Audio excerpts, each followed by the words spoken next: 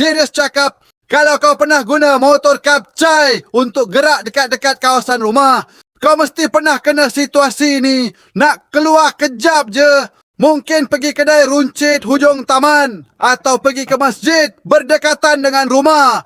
Tapi bila tengok meter minyak dah tinggal sikit, terus terbantut sebab kena fikir nak pergi stesen minyak yang jauh dari rumah walaupun tujuan asal cuma beberapa ratus meter je jarak.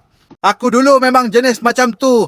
Kapcai jadi kenderaan wajib untuk keperluan harian. Nak ke kedai, nak ambil parcel, nak singgah rumah kawan lorong sebelah, semua memang senang.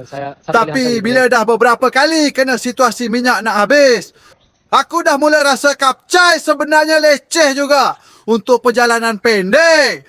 Bukan sebab kapcai tak bagus, tapi sebab stesen minyak jauh dari rumah. Sampai satu masa, aku try guna skuter elektrik ni.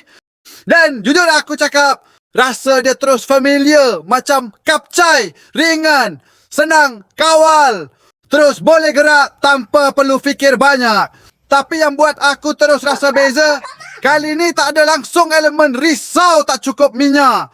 Kau tak perlu fikir nak pusing jauh. Tak perlu plan nak singgah pam minyak. Semua tu hilang terus.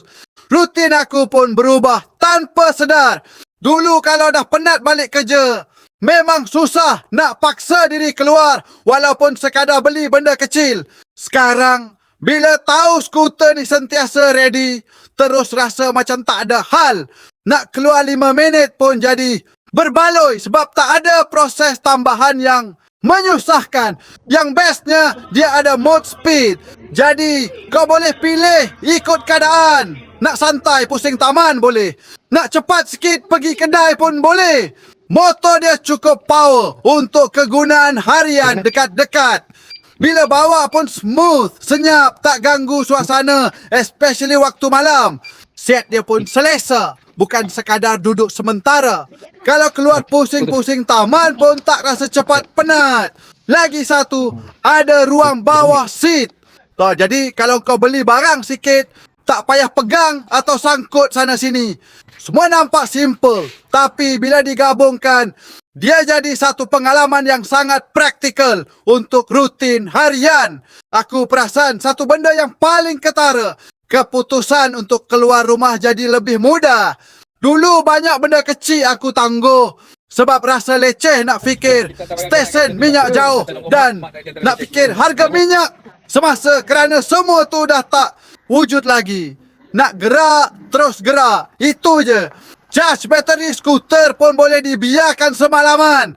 Bila hal-hal remeh seperti nak cari stesen minyak yang jauh tu dah tak perlu lagi difikirkan, maka hidup pun rasa lebih ringan.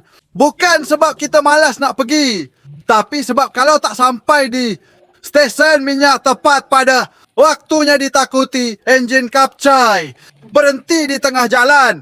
Kalau kau jenis yang hidup dalam kawasan taman, yang banyak buat pergerakan jarak dekat setiap hari dan pernah rasa situasi sama macam ni, aku rasa kau akan faham kenapa benda ni masuk akal. Segera check out sekarang dan alami. Sendiri tak perlu tunggu sampai rasa lagi sekali. Malas nak keluar sebab minyak. Tinggal sikit.